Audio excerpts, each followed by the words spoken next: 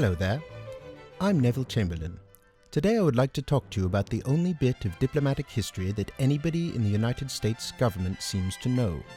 I had the distinct privilege of serving as the British Prime Minister during the era in question. Worst British Prime Minister ever. Get stuffed. Unfortunately, that seems to be the consensus.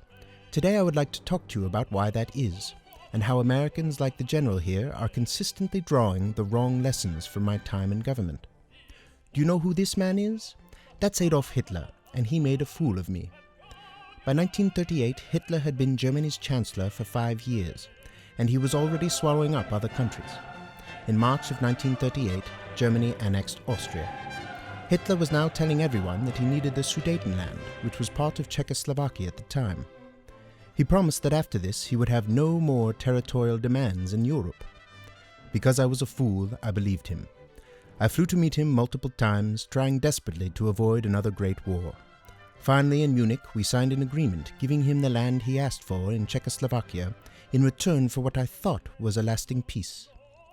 They called the policy appeasement. This morning, I had another talk with the German Chancellor, Herr Hitler. And here is the paper which bears his name upon it as well as mine.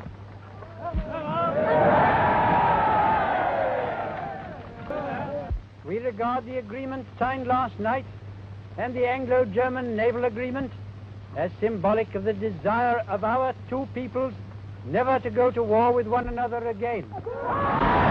Basically, Hitler made me his bitch. I sold out the Czechs and the Slovaks, and I guaranteed that wider war that cost so many lives. Within 6 months, he had taken over the rest of Czechoslovakia, violating our agreement, and a few months after that, we were in the general war I had hoped to avoid. He was able to do this because my love of peace made me ignore a few very important things about him. 1. He had announced his intention to conquer Europe. 2.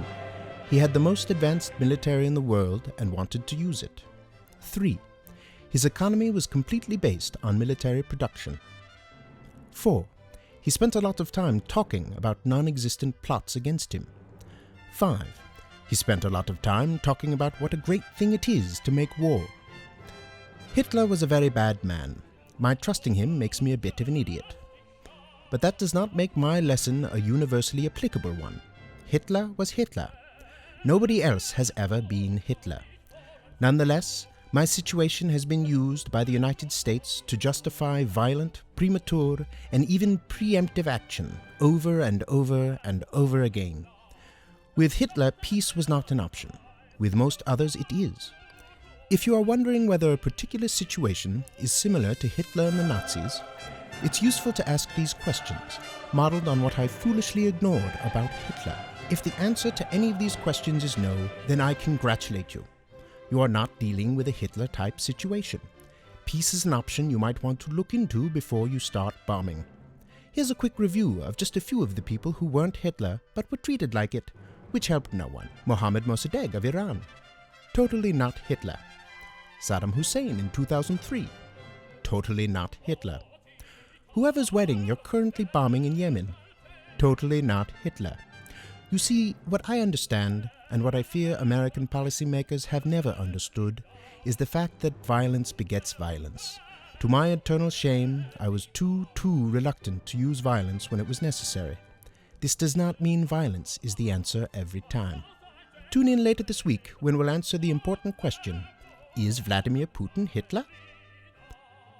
Just as a preview, the answer is no. Please subscribe Before my Neville Chamberlain accent falls into a god-awful corruption of a Scottish one.